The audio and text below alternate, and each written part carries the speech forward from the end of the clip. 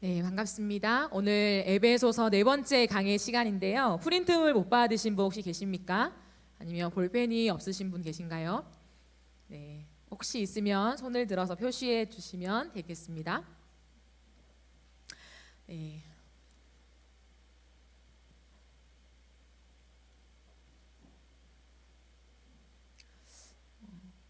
오늘은 은혜를 알아가다라는 제목으로 함께 말씀을 나누려고 합니다. 어느새 5월이 되었죠. 어버이날과 스승의 날이 있는 달이기도 합니다. 그래서 어느 때보다 사실 은혜라는 말을 가장 많이 듣고 사용하는 시기이기도 한 것 같아요. 그래서 어쨌든 은혜라는 말과 함께 또 이 제목으로 말씀을 전하게 되어서 감사하게 생각합니다. 어버이날 잘 보내셨나요? 부모님께 그 은혜에 대한 보답을 또 표현했는지 모르겠습니다. 은혜가 뭘까요? 오늘은 이것을 좀 살펴보려고 하는데 은혜라는 말을 표현할 때 물론 은혜가 무엇인가라는 내용도 중요하지만 저는 조금 더 나아가서 우리의 행위를 포함하는 부분까지 좀 설명을 하려고 합니다. 저는 이제 어버이날을 맞이하여서 저희 부모 이제 어머니가 부산에 계시잖아요. 그래서 지난 주일에 예배 마치고 부산을 다녀왔어요. 24시간도 안 있다가 이제 왔는데 부산을 내려가서 이제 어머니를 뵙고 엄마랑 같이 이제 식사도 하고 그러면서 제가 조카가 3명 있습니다. 그래서 이제 내려온 김에 어린이날도 있기 때문에 제가 조카들을 데리고 마트에 갔어요. 그래서 원하는 선물을 골라라, 이모가 다 사줄게라고 했어요. 근데 이제 아이들이 좋다고 막 뛰어다니면서 이제 선물을 고르는데 엄청 신중하게 선물을 고르는 거예요. 왜냐하면 딱 하나밖에 살 수 없기 때문이죠. 그래서 막 고르는데 요즘에 정말 여러분 아십니까? 장난감 코너가 정말 장난이 아니에요. 이게 쫙 몇 줄로 이렇게 되어 있는데 가서 이제 장난감을 고르잖아요. 저는 쫓아다닙니다. 다니는데 갑자기 딱 서더니 어떤 걸 딱 고르는 거예요. 근데 제가 순간 심장이 진짜 덜컹했어요. 왜냐하면 이모 이거라고 하는데 그 밑에 저희는 본능적으로 뭘 봅니까? 가격을 보죠. 근데 77,000원짜리인 거예요. 제가 아직도 기억해요. 그래서 제가 너무 당황해서 이거 괜찮아? 이거 별로 인기 없는 것 같은데 좀 미안하지만 아이들을 모르기 때문에 제가 이렇게 좀 돌렸어요. 근데 요새 장난감이 너무 비싼 거예요. 결국에 진짜 은혜로 그 77,000원짜리를 고르지 않았습니다. 네, 4만 원짜리를 골라서 4, 3, 10이잖아요. 그래도 엄청나게 돈이 많이 나갔어요. 장난감이 너무 이제 비싼데 그 중에 이제 큰 조카가 1학년이 되었거든요. 아직 학교를 못 간 1학년입니다. 참 아픈 현실인데 같이 이제 쇼핑을 하고 자기가 원하는 선물을 다 산 거예요. 사고 제가 이제 기차 시간이 얼마 남지 않아서 그 마트에서 이제 아이스크림을 먹는다고 이제 앉아 있었어요. 앉아 있는데 이제 이모가 자기가 원하는 장난감을 사줬잖아요. 자기뿐만 아니라 이렇게 동생들까지도. 그래서 같이 이제 아이스크림을 먹는데 민트 초콜릿을 제가 사줬어요. 이제 이거 먹고 싶어서 사줬어요. 그래서 민트 초콜릿 먹어보셨습니까? 네, 이렇게 호불호가 확실히 갈리는 거잖아요. 근데 이제 첫째 조카가 영주인데 영주가 민트 초콜릿 너 먹을 수 있어? 먹을 수 있대요. 근데 이제 이모가 다 준 거니까 먹기 싫다는 말도 못 하고 한 입을 딱 먹는데 바로 그 효과가 나타나는 거죠. 근데 먹기 싫어, 맛없어라고 말 못하고 이제 1학년이니까 철이 들었잖아요. 이모가 장난감 사줬으니까 먹으면서 하는 말이 아주 심각한 표정으로 이모 근데 이 아이스크림은 어른 치약으로 만들었나 봐요. 이러는 거예요.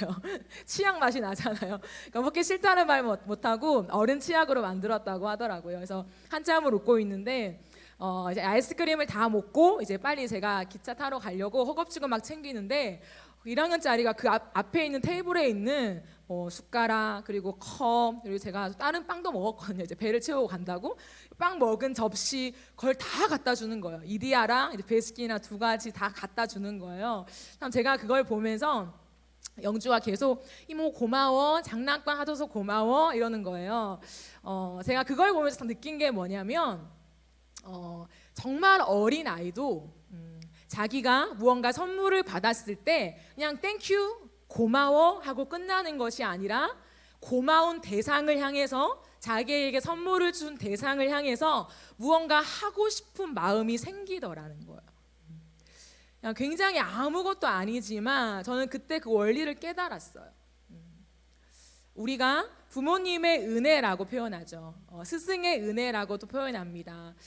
많은 사람들과의 관계 속에서 내가 은혜를 받았다라는 건 뭐냐면 내가 당연히 어떤 행위를 해서 정당한 대가를 받았다라는 게 아니잖아요. 값없이 주어진 것을 은혜다. 또는 내가 만약에 1을 썼는데 1로 돌아오는 것이 아니라 5, 10으로 돌아올 때 우리는 그것을 은혜라고 표현합니다. 근데 은혜를 받은 우리의 마음속에 엄마 아빠 감사해요, 선생님 감사해요가 아니라 그 넘어서 그들을 향하여서 무언가를 해주고 싶은, 때로는 그게 물질이 될 수 있지만 이런 어린 꼬마처럼 무언가 저 사람이 해야 될 것을 대신 해주고 싶은, 자신이 손과 발이 돼주고 싶은 그러한 마음이 생기더라는 거죠. 그래서 그 마음 속에 실천으로 옮겨지는 것까지, 저는 그것을 보면서 이것이 바로 은혜를 아는 것이다 라고 정의하고 싶습니다. 은혜를 아는 것은 단순히 내가 받은 그 내용으로만 끝나는 것이 아니라, 그렇지, 아는 것으로 끝나는 것이 아니라 그 은혜가 너무 커서 내가 상대를 향하여서 무언가 액션을 취하게 되는 것, 그 은혜에 대한 반응을 하게 되는 것, 그것이 진짜 은혜를 아는 거다라는 거죠. 오늘 제가 먼저 이렇게 결론을 내고 오늘 말씀을 통하여서 그럼 이 은혜를 바울은 무엇이라 설명하고, 그렇기 때문에 제가 먼저 결론 낸 것처럼 바울은 은혜 받은 자의 결론을 무엇이라 말하는지 오늘 본문을 통해서 좀 살펴보려고 합니다. 제가 프린트물에는 그리스도 안에 있기 전의 삶, 그리고 그리스도 안에 있는 새로운 삶으로 제가 이렇게 구분을 지어 놓았습니다. 말씀을 읽으면서 제 나름대로 제가 늘 말씀드리듯이 조금 더 쉽게 정리하면서 여러분이 여러분의 것을 좀 가져갈 수 있도록 제 나름 고민을 하면서 만들어 보았습니다. 바울은 우리가 계속해서 살펴보았듯이 처음에 에베소서를 시작하면서 근거를 말했죠. 자신의 근거를 말하고 그 다음에는 하나님의 그 오늘 우리가 살펴볼 그 내용, 구원의 은혜 그 내용을 서술하면서 그렇기 때문에 나는 찬송하리로다, 하나님을 찬양할 수밖에 없습니다 라고 고백해요. 그런 이유에 계속해서 그 은혜를 더 깊이 깨달을 수 있도록, 그리고 하나님이 나에게 주신 놀라운 능력을 내가 경험하며 살기를 기도했죠. 그 본문에 이어서 이제 2장이 나옵니다. 2장을 딱 열면서 볼 때 우리는 새로운 말씀이네 라고 와닿진 않을 수 있어요. 왜냐하면 1장에 서술한 내용과 사실은 비슷하기 때문이죠. 하지만 바울은 제가 말했듯이 그냥 대충 서론, 이게 은혜입니다, 여러분 아시죠? 구원 아시죠? 라고 넘어가는 것이 아니라 계속해서 구원의 내용, 우리의 정체성을 강조하고 있어요. 그래서 1장에서 서론을 통하여서 계속해서 구원의 내용이 무엇인가를 서술했다면 2장은 하나님이 베푸신 그 놀라운 능력이 어떻게 우리의 삶에 적용되어지고 있는가를 조금 더 실제적이고 구체적으로 풀어가고 있는 말씀입니다. 우리가 에베소서에서 계속해서 긴 문장을 좀 살펴보고 있잖아요. 근데 오늘 말씀도 사실 긴 문장이에요. 하나의 문장이라기보다는 3개의 문장으로 되어 있지만 첫 번째 문장이 124개의 단어로 이루어진 긴 문장입니다. 그런 다음에 나머지 2 문장이 왜냐하면 이라고 말하면서 앞에 긴 문장에 대한 설명을 달고 있습니다. 그렇게 이루어진 이 문장 속에서 바울은 1절부터 3절까지 먼저 그리스도 안에 있기 전에 우리의 삶이 어떠했는가를 먼저 서술하고요. 그런 다음에 그리스도 안에 있는 새로운 삶을 서술하고 있다는 거죠. 1절에 보면 그는 허물과 죄로 죽었던 너희를 이라고 표현합니다. 그래서 그리스도 안에 있기 전의 삶의 본성, 우리의 본질이 무엇인가 라고 했을 때 죽었던 존재라는 거죠. 제가 따옴표 해놨죠? 그 안에 적으세요. 죽었던. 허물과 죄로 죽었던 존재다라고 바울은 다시 한번 우리의 옛 정체성을 먼저 말하고 있다는 거죠. 근데 이 죽었던이라는 의미는 영적인 의미입니다. 그래서 생명을 주시는 분에게서 소외되었다, 단절되었다 이런 말이에요. 죽음의 반대말은 생명이죠. 근데 생명을 주시는 분에게서 우리가 소외되고 단절되어서 우리는 죽은 존재였다라는 것을 바울은 설명합니다. 칼빈은 종교개혁자 칼빈은 이것을 무엇이라 말하냐면 하나님에 대하여 죽어 있는 상태다라고 표현해요. 하나님에 대하여 죽어 있는 상태. 하나님과 아무런 교류를 할 수 없다는 거죠. 내가 하나님과 인격적인 지식과 경험과 알을 잃어버린 상태. 그래서 하나님에 대하여 죽어 있는 상태다라고 칼빈은 얘기합니다. 이런 죽었던 존재, 죽었던 존재이지만 영적이니까 육체는 살아 있는 거죠, 그죠? 그러니까 살아 있으나 죽었다라는 표현을 쓰는데 이렇게 죽었던 존재, 영적으로 죽은 존재의 삶의 모습과 방식을 바울은 서술합니다. 물론 삶의 모습과 방식입니다 라고 성경에 쓰여져 있진 않지만 2절 말씀을 보면 그때의 너희는, 그때가 언제입니까? 허물과 죄로 죽었던 그때, 그걸 말합니다. 너희가 영적으로 죽었던 그때의 너희는 그 가운데서 행하였다. 그 가운데서 행하였다라는 말은 삶의 모습과 방식을 사실 의미하는 거죠. 그 가운데서 행한 것을 세 가지로 말합니다. 2절을 보면 이 세상 풍조를 따르고 라고 되어 있죠. 이것을 한 단어로 말하면 세상입니다. 세상. 앞에 1번에 세상이라고 쓰시면 돼요. 세상의 풍조를 따랐다. 이 말은 뭐냐면 제가 옆에 적어 놓은 대로 세상의 가치와 질서를 따라 살았다라는 말입니다. 이 세상을 살아가면서 세상의 가치가 무엇입니까? 돈과 외모와 능력과 나의 힘이에요. 이러한 세상의 기준, 또 다른 말로 하면 세상의 유행을 따라 살았다라는 거죠. 그런 다음에 바울은 또다시 공중의 권세 잡은 자를 따라 살았다라고 합니다. 곧 지금 불순종의 아들들 가운데 역사하는 영이다라고 말하죠. 이것은 마귀입니다. 마귀. 이번에 마귀라고 쓰세요. 공중의 권세 잡은 자는 사단 마귀죠. 근데 이 사단 마귀의 특징이 뭐냐면 죽음의 영향력이에요. 끝없이 우리에게 죽음을 향하여 달려가게 하는, 죽었던 존재이기 때문에 우리 안에는 끝없이 죽음의 기운이 맴돕니다. 늘 무언가를 사실은 성취한다라고 말하지만 세상은 우리가 성취하지 못할 때의 어두움을 더 부각시키죠. 그렇기 때문에 너희가 이것을 가지지 못하고 성취하지 못하고 얻지 못하면 너희는 이러한 상태로 빠질 거야 라고 하는 어두움의 영역, 버림받음, 거절당함, 단절, 쓸모없게 되어짐, 이러한 부분들을 사실은 부추기면서 우리가 불안함 가운데 이 세상에 무언것을 가지게 만드는 그러한 힘이 있다는 거죠. 그리고 불순종의 아들들 가운데 역사하는 영이다 라고 하면서 사단을 말하는데 이것은 하나님을 대적하는 것입니다. 사단은 끊임없이 우리로 하여금 하나님을 대적하게 만든다는 거죠. 불순종이라는 것은 하나님의 말씀 앞에 거역하고 거부하고 등을 돌리는 것을 말해요. 그렇기 때문에 마귀는 끝없이 우리 안에서 하나님을 대적하고 세상을 따라가며 내게 옳은 대로, 내가 생각할 때 옳은 길을 걸어가도록 부추기는 생활 방식을 우리에게 이끌어 준다라는 거죠. 그런 다음에 세 번째는 3절 말씀입니다.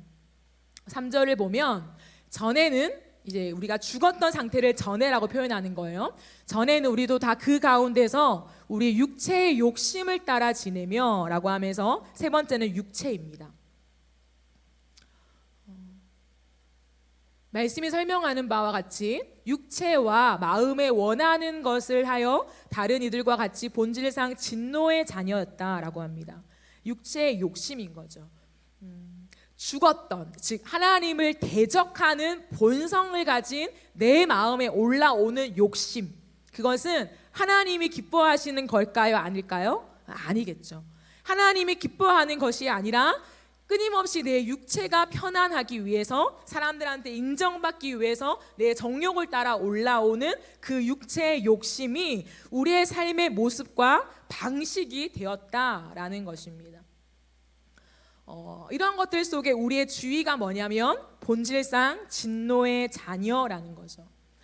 죽음을 두려워하지만 죽음을 향해 갈 수밖에 없는, 근데 이 죽음은 영원한 죽음이라는 거예요. 영원한 죽음 속에 영원한 단절입니다. 누구와? 하나님과. 하나님과 단절된, 영원히 불안하고 영원히 두렵고 영원히 소망이 없는 상태에서 끝이 없는 영원을 살아가는 상태, 그것이 우리가 가진 지위라는 거죠. 우리의 삶 속에 때로는 우리가 두렵고 불안함을 느낄 때가 있죠, 여러분. 그때 우리의 희망은 뭐냐면 내가 누군가에게 요청할 수 있다는 거예요. 내가 만약에 두려워요, 지금 두려운데 누군가 옆에 있는 내 사람들에게 나의 손을 잡아줘, 나를 도와줘 라고 요청할 때 사실은 그들이 나의 요청에 응답해서 행동을 해줄 때 내 마음이 때로는 두려움이 가셔질 수 있어요. 그죠? 근데 이 상태는 뭐냐면 하나님께 구원을 요청할 수 없는 상태라는 거예요. 바울은 이것을 굉장히 강조해요. 하나님의 은혜를 말하는데요, 그냥 우리가 받은 은혜만을 강조하는 것이 아니라 바울은 보면 끝없이 우리의 옛 모습이 어떠했는가에 굉장히 집중합니다. 그건 뭐냐면 내가 얼마만큼 절망적인 존재였는가, 내가 진짜 얼마나 소망이 없는 존재인가를 깨닫는 만큼 하나님이 베풀어 주신 은혜를 은혜대로 깨닫고 고백할 수 있기 때문이에요. 근데 죽었던 존재의 모습은 하나님께 구원을 요청할 수도 없는 상태. 지금 우리는, 제가 지난주에도 성령의 도우심을 요청하십시오, 기도하세요 라고 말했잖아요. 그거는 제가 이후에 말하겠지만 특권입니다. 이전에는 하나님께 도움을 요청할 수도 없는 상태라는 것, 굉장히 절망적이죠. 내게 도움을 요청할 수 있는 권한을 앗아간 것이 사단의 역사이라는 거죠. 바울은 이것을 설명합니다. 그렇기 때문에 끝없이 우리는 내 스스로 나를 지키려고 하는 이 압박감 속에 살아가더라는 거죠. 자유가 있는 것 같지만 실상 자유가 없어요, 세상의 많은 사람들은. 끝없는 이 압박감, 내가 나를 지키고 내 삶을 영위할 무언가를 가져야 한다라는 그런 속박관념 속에, 그런 관념 속에 살아간다라는 거죠. 그런데 바울이 말하는 우리에게 주어진 새 생명의 삶, 새로운 삶은 무엇인가 라고 했을 때 바울이 똑같은 구절로 설명하는 게 있어요. 그게 뭐냐면 그리스도와 함께입니다. 그리스도 아래에 있는 새로운 삶의 본성에 따옴표 있는 부분에 적어 놓으세요. 그리스도와 함께 연합된 존재.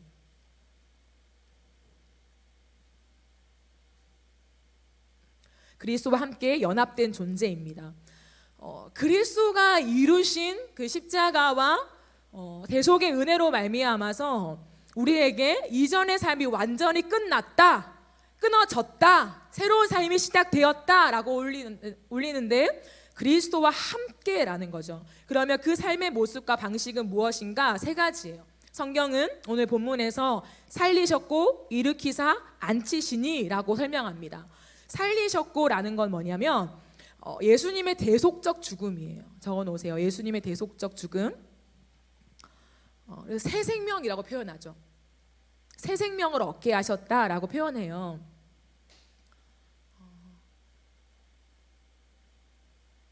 죽음에서 새 생명을 주셨습니다. 그런데 일으키사, 살리셨고 일으키사라는 표현을 다시 씁니다. 이건 뭐냐면 그리스도인은 예수님의 대속적 죽음에만 머물러 있는 것이 아니라는 거예요. 그럼 뭐냐? 적어 놓으세요. 새로운 피조물로서 새로운 삶. 새로운 피조물로서 새로운 삶, 콤마하고 현재의 새 능력을 체험하는 구원을 주신다. 현재의 새 능력을 체험하는 구원을 주신다.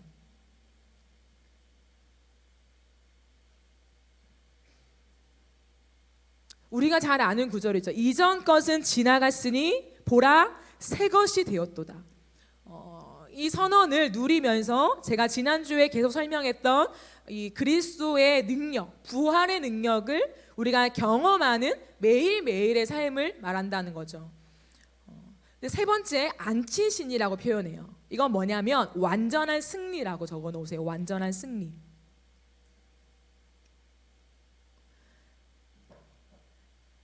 그리고 하나만 더 적으세요. 사탄이 우리를 공격할 수 있지만 소유할 수 없다. 소유할 수 없다.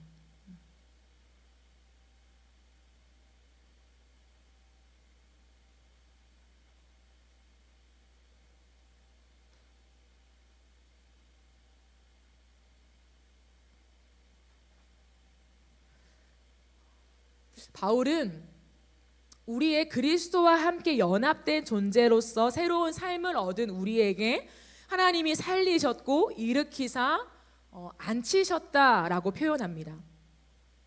물론 이것은 살리셨고를 제가 적어놓은 대로 구원의 과거, 일으키사는 구원의 현재, 앉히시는 구원의 미래라고 표현할 수 있어요. 근데 이거는 시간적인 표현이에요.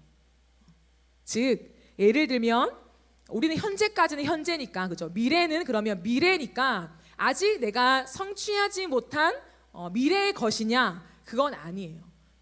앉히시니라고 하는 헬라어의 원어는 뭐냐면 앉히셨다라는 거예요. 이미 앉히셨다. 근데 왜 구원의 미래라고 표현하냐면 우리가 영원한 천국에 갈 때 시간적으로 내 육체의 호흡이 끊기거나 예수님이 다시 오시는 내 육체의 호흡이 끊겼을 때 영원한 천국으로 들어가서 우리는 영원한 천국에 앉게 되죠. 그 미래적인 시간을 얘기하는 의미에서 말하는 거지 우리가 아직은 앉혀지지 않았기 때문에 우리의 구원은 완전하지 않아 라고 말할 수는 없다는 거죠. 우리는 영적으로는 이미 안침 받은 자예요. 우리는 이미 천국의 시민권자입니다. 그렇기 때문에 세 번째 지위에서는 뭐냐면 구원받은 하나님의 자녀라는 거예요.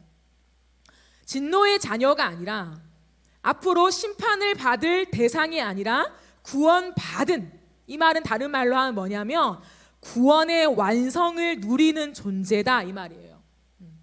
이 땅을 살아가면서 우리는 대속적인 죽음으로 우리의 죄가 다 씻겼고 내 죄가 씻긴 것으로만 끝나는 것이 아니라 지금 현재 예수님의 부활의 능력으로 새로운 삶을 계속해서 살아갈 수 있는 그러한 은혜를 얻었고 뿐만 아니라 나는 이미 천국에 앉혀있는 사람이기 때문에 사단이 나를 소유할 수 없다는 거예요. 하나님의 나라에 앉혀있는 나를 일으켜 세워가지고 사단의 왕국으로 데려갈 수 있다 없다? 없다는 거예요. 우리는 이미 하나님의 나라의 보좌에 앉아 있어요. 영적으로. 그렇기 때문에 이 땅을 사는 동안에 악한 영의 공격은 있을 수 있죠. 우리를 유혹하고 또 옛날의 본성처럼 세상과 마귀와 육체를 따라 살아가도록 자꾸만 우리를 부추기는 그 공격은 받을 수 있다는 거예요. 근데 옛날처럼 우리를 다시금 진노의 자녀로 만들 수는 없다는 거예요. 한 번의 구원은 영원한 구원입니다. 이미 구원을 받았으면 우리는 천국 가는 그날까지 하나님의 자녀임이 우리의 지위가 흔들리지 않는다는 거예요. 바울은 이것을 아주 명확하게 계속 얘기해요. 1장에 얘기하고 2장에 또 얘기하고 또 얘기해요. 그의 서신서를 보면 계속해서 이 구원의 내용이 무엇인가를 풀어 설명하고 있다라는 거죠. 그러면 이것을 다 총칭해서 무엇이라 표현한다? 구원이라 표현한다고요. 밑에 구원이라고 쓰세요. 화살표. 구원입니다. 이 전의 삶이 끝나고 새로운 삶이 되었던, 이제 나는 이 새로운 정체성으로 나는 체인지 되었다라고 하는 이 내용 자체가 구원이에요. 그러면 이 엄청난 구원의 내용 있죠. 우리가 믿든 와닿든 와닿지 않든 이것이 팩트라는 거예요. 그러면은 이 말도 안 되는 이전의 삶이 다 청산되고 새로운 은혜, 진짜 이 영원한 하나님의 나라에 앉히신 지위를 얻은, 하나님 자녀의 신분을 얻은 이 새로운 정체성, 구원을 내가 왜 받았냐는 거예요. 왜? 내가 어떻게 해서 이 은혜를 받았냐라는 거예요. 했을 때 4절은 사실 앞에 어떤 말이 생략되어 있냐면 원어에서 but, 그러나가 생략되어 있어요. 우리 한글 버전에서 사실 but이라는 말이 있어요. but. 그러나 4절을 보면 긍휼이 풍성하신 하나님이 우리를 사랑하신 그 큰 사랑을 인하여 라고 해요. 그러나 긍휼이 풍성하신 하나님이 우리를 사랑하신 그 큰 사랑을 인하여 하나님이 이 놀라우신 은혜를 주셨다는 거예요. 그 다음 화살표가 은혜. 그러므로 구원의 기초는 뭐냐? 은혜라는 거예요. 은혜. 자, 은혜는 8절을 한번 읽고 갈까요? 8절을 한번 띄워주세요. 너희는 그 은혜에 의하여 믿음으로 말미암아 구원을 받았으니 이것은 너희에게서 난 것이 아니요 하나님의 선물이라 라고 말하죠. 이 은혜라는 건 뭐냐면 선물, 즉 선물은 뭐예요? 공로가 없다는 거예요. 구원이 우리의 공로 없이 이루어진다라고 했기 때문에 성경은 행위로 말미암은 것이 아니니 이는 누구든지 뭐 하지 못하게요? 자랑하지 못하게 하려 함이라. 너희에게서 난 것이 아니다. 이 말은 뭐냐면 우리에게서 출발된 단 0.1%의 공로도 없다는 거예요.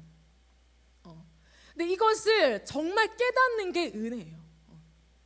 진짜 구원을 위해서 이렇게 비포 애프터가 나의 어떤 0.1%의 단 하나의 행위의 조건도 섞이지 않은 오롯이 하나님이 이루신 너희에게서 난 것이 아니요 하나님의 선물이라 라고 하는 이것이 바로 구원의 기초 은혜라는 거예요. 그러면 왜요? 이거죠. 왜요? 그 선물을 왜 주셨습니까? 제가 만약에 정연이한테 선물을 줘요. 그러면 정연이가 왜 이런 걸 주세요? 좋아하면서도 왜요? 이건 당연한 인간의 본능이죠. 왜요? 이 세상의 질서가 그렇기 때문이에요. 세상의 질서는 사실 공짜가 없어요. 공짜라고 생각하도록 우리를 착각하게 만들지만 사실은 공짜가 아니죠. 내 행위에 대한 보상으로 사실 선물이 오는 거예요. 우리가 생일날 기프티콘을 싸주잖아요. 그러면 다음날 내 생일날 기프티콘이 와요. 왜요? 그걸 기억하고 있어요. 내가 받았으니까 줘야지. 줬으니까 받을 것을 기대하는 거죠. 이게 세상의 질서고 흐름이기 때문에 우리는 선물을 그냥 갑자기 이유 없이 받으면 왜 줘요? 좋긴 좋은데 왜 줘요? 라고 나와 있는 거예요. 왜 줬냐라고 했을 때 하나님은 그 큰 사랑을 인하여 긍휼이 풍성하신 하나님이 우리를 사랑하신 그 큰 사랑을 인하여 은혜를 주셨다는 거예요. 긍휼은 뭐냐면 불쌍해서 견딜 수 없는 마음이에요. 여러분 누군가 정말 불쌍해서 내 손길이 필요로 하는 누군가를 보았을 때 우리의 마음에 불쌍히 여기는 마음이 들죠. 그 불쌍히 여기는 마음, 하나님은 그것과 비교할 수 없을 정도로 이 땅 가운데 하나님의 생명력에서 끊겨져서 영원한 진노 속에 영원한 죽음을 향해 달려가는 우리를 보시면서 참을 수 없는 마음을 느꼈다는 거예요. 하나님은 공의의 하나님이기 때문에 그 죄에 대한 대가를 치러야만 마땅하신 분이에요. 너가 죄를 지었으니까 당연히 그렇게 하는 건 맞지. 이거는 우리가 공의를 생각하는 당연한 거라는 거죠. 하지만 하나님은 공의의 하나님만이 아니라 사랑을 가지신 분인데 그 긍휼이 풍성하다. 그냥 불쌍하네 이 정도가 아니라 참고 견딜 수 없는 마음 있잖아요. 우리가 누군가 불쌍한 사람을 보고 나면은 잠 못 이룬 사람이 있을 거예요. 계속 생각나는 사람. 근데 그것과 비교할 수 없을 만큼 하나님의 마음에는 너무 긍휼이 풍성하니까 불쌍하여 견딜 수 없는 마음이 드는 거죠. 그렇기 때문에 그 큰 사랑을 인하여 그 큰 사랑을 인하여서 그 죽음을 향해 나아가는 우리, 세상의 것들에 꽉 붙잡혀서 세상의 기준과 자격과 조건 속에 묶여 살아가는 우리들을 놔둘 수 없어서 하나님이 하나님의 아들을 선물로 주시는 그 구원을 베푸셨다라는 거죠. 그래서 그것을 은혜라고 표현합니다. 하나님의 긍휼과 자비와 알 수 없는 사랑으로 인한 그 은혜예요. 근데 바울은 그 은혜를 믿음으로 말미암아 받는다라고 합니다. 그러면 은혜도 필요하고 나의 믿음의 어떤 내가 믿습니다라고 하는 나의 믿음도 구원의 조건이 되나요? 이 말은 하나님의 선물과 나의 믿음이 두 가지 다 필요합니다라는 의미가 아니에요. 하나님의 은혜가 절대적입니다. 오롯이 하나님의 은혜, 하나님의 이유를 알 수 없는 나 같은 자를 사랑하신 하나님의 그 사랑으로 기인한 선물이 구원이에요. 근데 믿음으로 라고 표현하는 건 뭐냐면 그것을 내가 받아들인다라는 거예요. 제가 정연이한테 선물을 줍니다. 왜 줬어요? 그냥 너가 예뻐서. 그냥 받아. 아니에요. 저는 아무것도 행한 게 전사님한테 해드린 게 없어요. 근데 그렇게 한다면 결국에 못 받는 거죠. 그죠? 근데 그거를 그 은혜를 알고 받아들이는 거. 근데 그 받아들인다고 해서 제가 정연한테 선물을 준 조건이 될 수 있을까요? 아니죠. 준 것은 오롯이 그건 제 마음이에요. 제 마음인데 그것을 받아 누리는 것은 정연이가 그 선물을 네 하고 전도사님이 나를 정말 사랑하시는군요, 감사합니다 하고 받아들이는 것을 속에 내 것이 되는 거죠. 그러므로 믿음은 조건이 아니에요. 내가 구원을 얻어내는 조건이 아닙니다. 반응인 거죠. 내가 믿음으로 수납하는 거예요.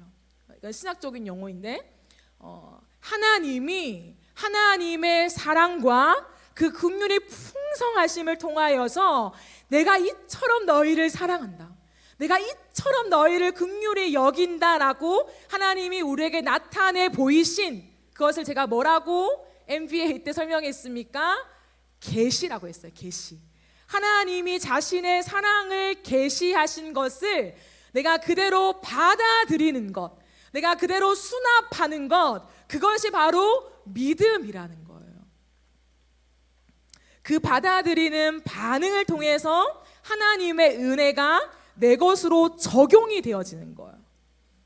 그렇기 때문에 구원의 기초는 하나님의 전적인 은혜다, 이유를 알 수 없는 하나님의 전적인 은혜다라고밖에 설명할 수가 없다는 거죠.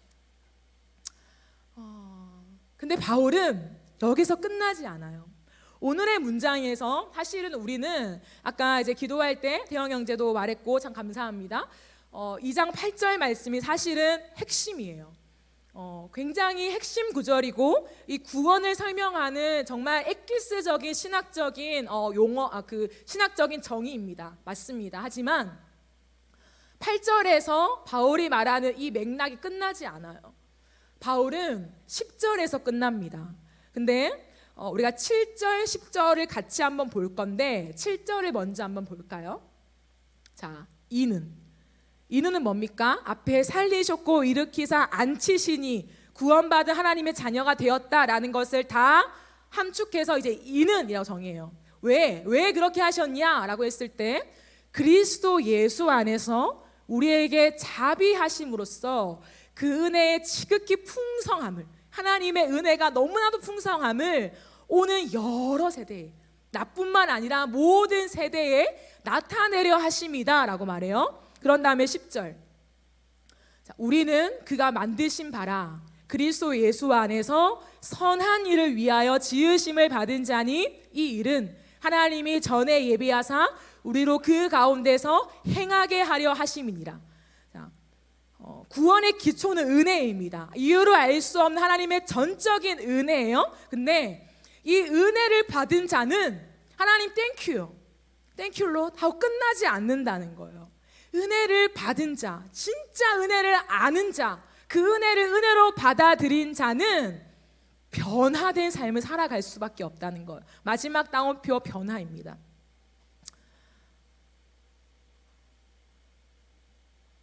변화를 이루는 것이 진짜 은혜를 아는 거라는 거죠. 그러면 그 변화는 뭐냐? 7절을 요약하면 모든 사람이 하나님 자신의 은혜를 보도록 나타내는 것. 모든 사람이 하나님이 얼마나 은혜로우신 분인가를 나타내는데 내가 통로로 쓰임 받는 것.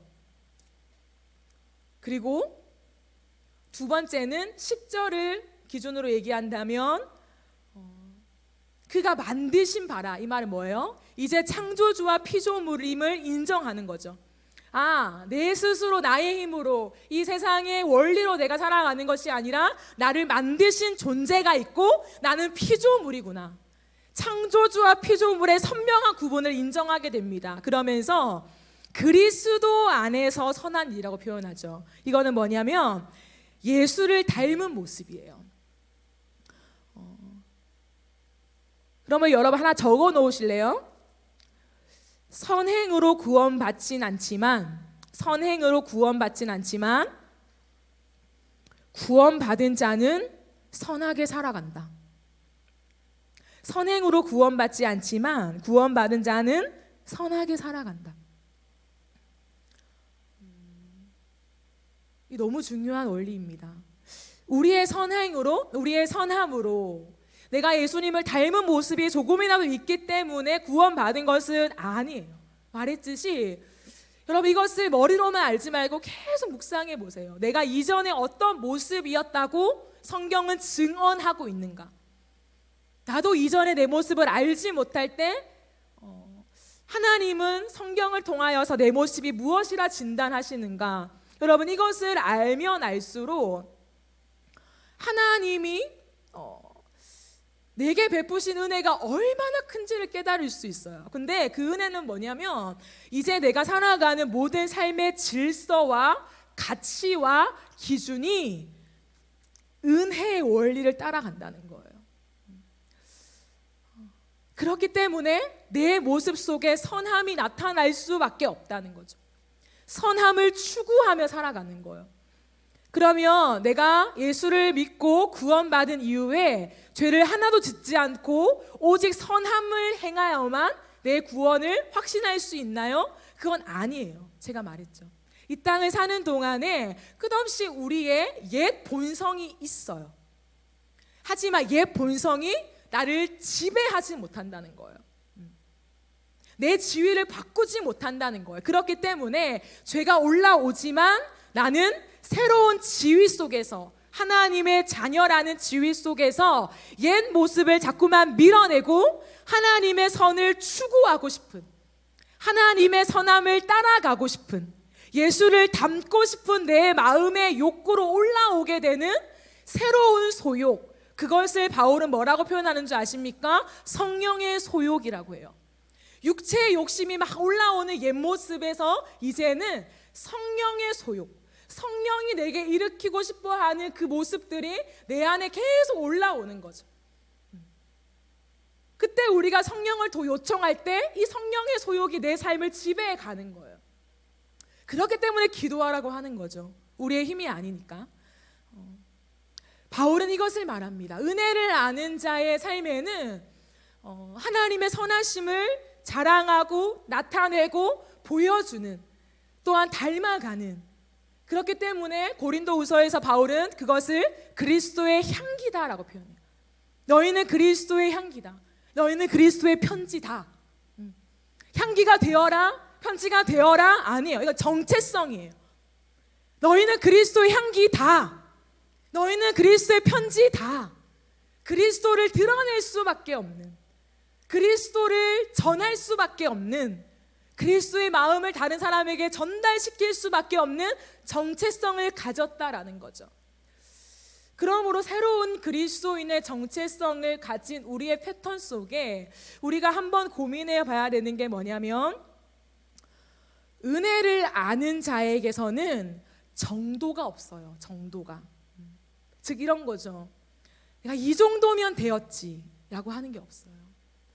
우리의 삶 속에서 참 많이 우리도 모르게 세상의 기운과 가치와 세상이 살아가는 참 원리와 패턴이 많이 들어온 게 뭐냐면 내가 이만큼 했으면 이라는 거예요. 교회만을 한정짓지 않습니다. 교회나 가정이나 내 사랑하는 사람이나 이웃이나 회사나 상관없이요, 우리는 누군가를 향해 헌신을 하죠.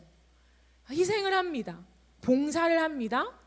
근데 참 우리의 마음이 제 표현은 참 제 스스로는 못된 게 뭐냐면 이 정도면 되었지라고 하는 거예요.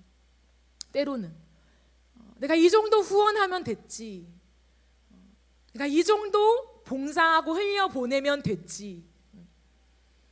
우리가 살면서 자라가면서 더 어른이 되면서 우리 안에는 이런 내 나름의 계산이 들어와요.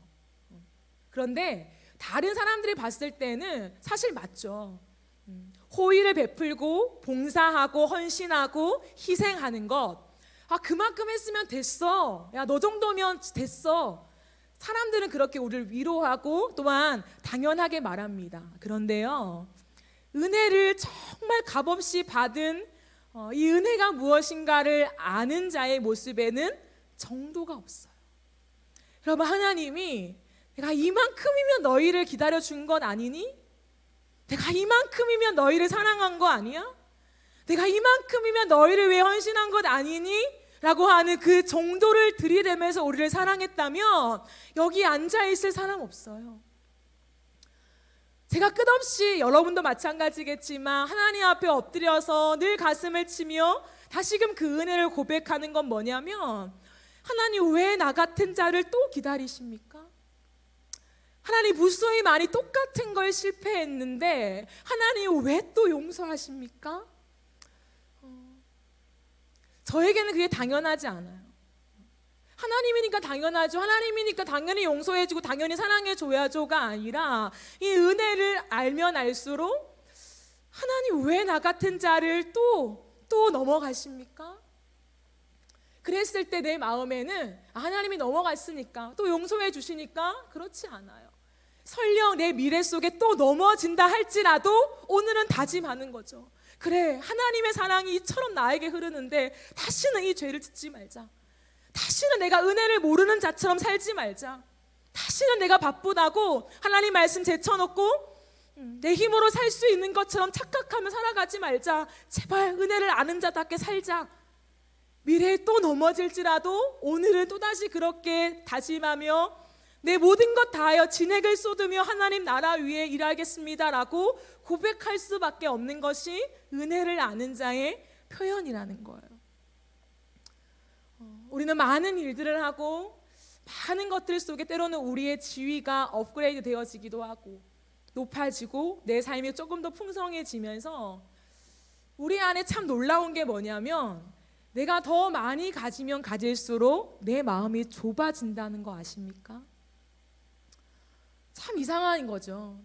많이 받으면요, 더 많이 베푸는 게 사실은 우리가 그냥 원리로만 생각하면 그렇지라고 하죠. 근데 우리의 삶을 들여다보면요, 사실은 내가 없을 때 더 많이 도와주더라는 거죠.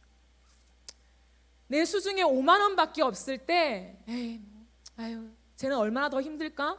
거기서 10,000원을 떼어주더라는 거예요. 근데요, 참 놀라운 게 우리의 삶에 100만 원, 200만 원, 300만 원 옛날보다 더 많이 가졌는데요, 나는 더 좁아져요. 300만 원에서 30만 원 11조 어떻게 하지? 여러분 1,000만 원을 벌어보세요. 1,000만 원에서 100만 원 11조 어떻게 하지? 뭔가 내 마음이 흔들리고요, 좁아져요. 그거는 헌금뿐만 아니라 다른 사람을 섬겨나가는 것도 마찬가지예요. 참 인간의 이 약한 본성이요, 그렇게 드러나더라라는 거예요. 저만 그런지 모르겠지만 저나 여러분이나 비슷하지 않을까요? 그렇기 때문에 우리는 이 은혜를 안다. 그냥 십자가에서 나를 대속해 주신 것, 나를 건져 주신 것, 이제는 지옥 안 가고 천국 갈 수 있는 티켓 주신 것, 그 정도가 은혜를 안다라고 고백할 수 없다는 거예요. 바울은 이 은혜를 끝없이 풀어 설명하면서 이 은혜를 진짜 아는 게 뭔 줄 아느냐? 은혜가 풍성한, 하나님의 긍휼이 풍성하다라는 이 헬라어 용어를 사용하면서 바울이 전하고 싶은 것은 그 풍성함을 받아 누린 자는 그 풍성함을 내 안에 가두지 않는다는 거예요. 하나님의 큰 긍휼, 말로 형언할 수 없는 나 같은 자를 선택해서 사랑하시고 앉혀두신 이 은혜를 아는 자는 내게 받은 것들을 흘려보낼 수밖에 없다. 근데 정도가 없다는 거예요. 아들을 아끼지 않고 내어주신 이가 너희를 위하여 모든 것 주시지 않겠느냐? 그 모든 것이 뭡니까? 한계가 없다는 거예요. 로마서 8장에 한계가 없이 내가 아들 줬으니까 됐잖아. 내가 아들까지 줬으면 됐지 뭐. 하나님은 그 말 좀 할 수 있잖아요. 내 아들까지 내어주신 내가 너희를 위해 뭐 못 주겠냐? 다 줄게. 하나님의 끝없는 사랑, 끝없는 희생, 끝없는 우리를 위해 퍼주시는 이 자비하심이 오늘도 마르지 않기에 우리가 오늘 살아남고 있는 거예요. 우리의 삶이 영이 되고 있는 거예요. 우리의 생명이 유지되고 있는 것입니다. 하나님은 딱 한 가지 기대하는 게 있어요. 사도 바울을 통해 말한 것처럼 우리는 그가 만드신 바라 창조주를 기억하면서, 그럼 피조물이 해야 되는 역할이 뭡니까? 그 창조주를 반사하는 거예요. 세상에 많은 사람들, 세상의 기준과 자격과 조건 속에 매여 살아가는 사람들한테 그게 아니라, 이 땅의 질서가 아니라 하늘의 은혜의 질서가 있는데 그 은혜의 질서를 주관하는 나 하나님을 좀 전달해 달라. 내가 얼마나 그들을 기다리고 있는지, 내가 얼마나 그들을 사랑하고 있는지, 내가 얼마나 그들을 지금도 아끼고 있는지 제발 누가 좀 전해달라. 하나님이 그것 위해서 우리에게 거저 은혜 주신 거예요. 근데 우리는 혹시 우리의 삶 속에 그 은혜를 그냥 받아서 내 것으로 소유하면서 절대 흘려보내지 않는 그런 모습으로 살고 있진 않나요? 나만 구원받으면 돼. 난 모태신앙이고 천국은 가겠지. 여러분, 아니에요. 그건 어쩌면 은혜를 아직 모르는 사람일 수 있어요. 은혜를 모른다는 건 구원을 받지 못했을 수도 있다는 거예요. 제가 늘 말하지만 여러분의 구원을 뒤흔들기 위해서 말하는 게 아니라 체킹을 해야 돼요. 체킹. 은혜 받은 자가 끝없이 내 마음을 넓히며 흘려보낼 수 있는가? 여러분, 여러분의 물질이 조금 남들보다 더 풍성하십니까? 끝없이 흘려보내세요. 끝없이 흘려보낼 때 하나님 나에게 채워주세요라고 기도할 수 있는 거예요. 하나님, 저 돈 좀 많이 벌어서요, 저 그냥 좀 편하게 살고 싶어요. 여러분, 이거는 하나님 절대 안 들어주세요. 들어주신다면 그건 우리에게 축복이 아니에요.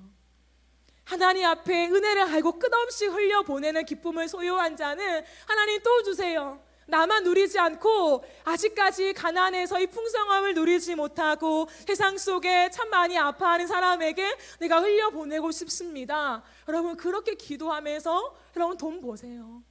그리스도인이 부자가 돼야죠. 하지만 마음이 좁아지는 부자, 여러분 절대 되지 마세요.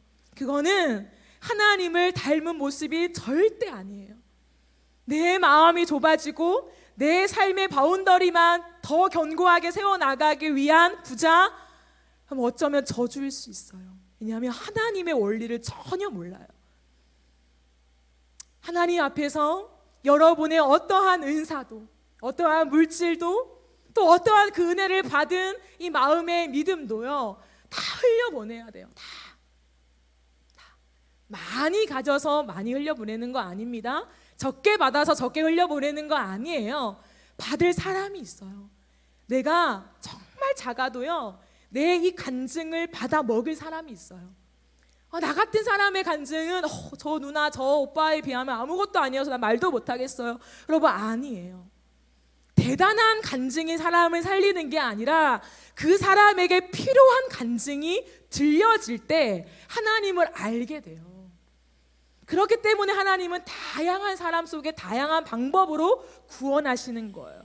내게 아무것도 아닌 사소한 일의 간증일지라도 그것을 누군가한테 감동이 왔을 때 말로 표현할 때요, 그 사람이 그 간증 통해서 하나님 알 수 있습니다. 그리스도의 향기를 맡을 수 있어요. 꼭 기억하세요. 여러분, 말씀을 맺으려고 합니다. 바울은 오늘 이 말씀 속에 하나님의 은혜를 얘기합니다.